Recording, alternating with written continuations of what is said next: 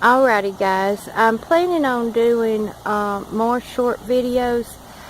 I've been able to, now that I'm over 1,000 subscribers, I have more options like to see information about my videos, like the analytics, and to see how long people typically watch.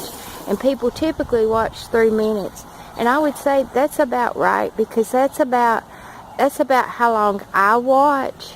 Now I know some of my subscribers out there will watch the whole thing, because y'all know there might be some real funny stuff come on in the video, but I wanted to maximize that impact for others so that they get the information as quickly as possible.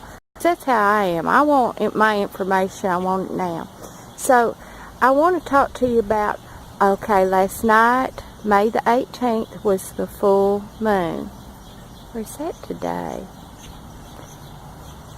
I think it was yesterday, the full moon.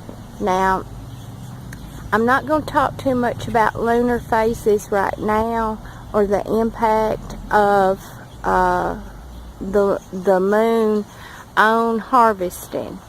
I need to get with one of my cousins. He's an astrophysicist, and he has done his own personal study over 20 years or more of compiling information, because he's also a farmer, about how the cycle of the moon, star phases, and the rotation of the earth have to do with better crop production.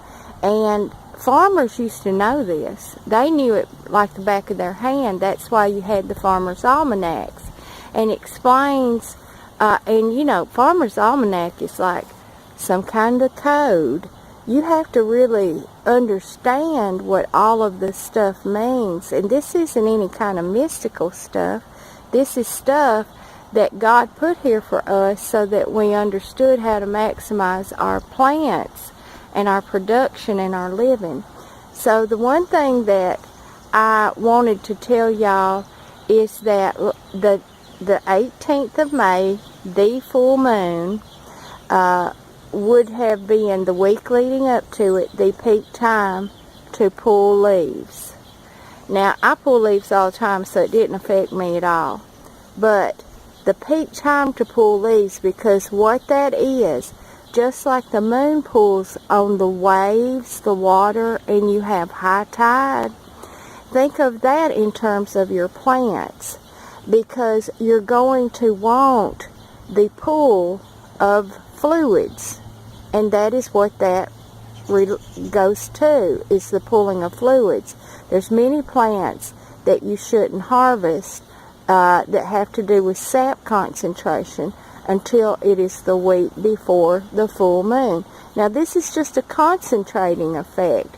That's not to say the plant's not good to harvest any other time, but the sap in the plant will be pulled upward.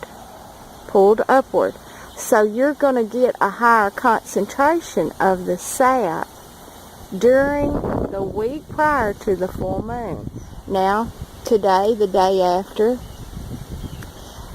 the moon is going to be waning, and so the sap will slowly start dropping. Well, when it does, it's still going to be concentrated in those leaves. This is how God's design is perfect in every way.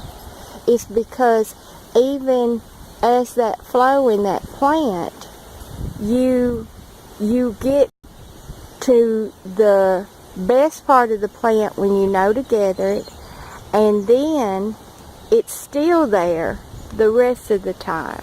So the next full moon, you can Google it online, I think it said it was June the 17th. So the week prior to that is when you're going to want to harvest your mullein leaves and, excuse me, your lactucas, all of your wild lettuces. Now,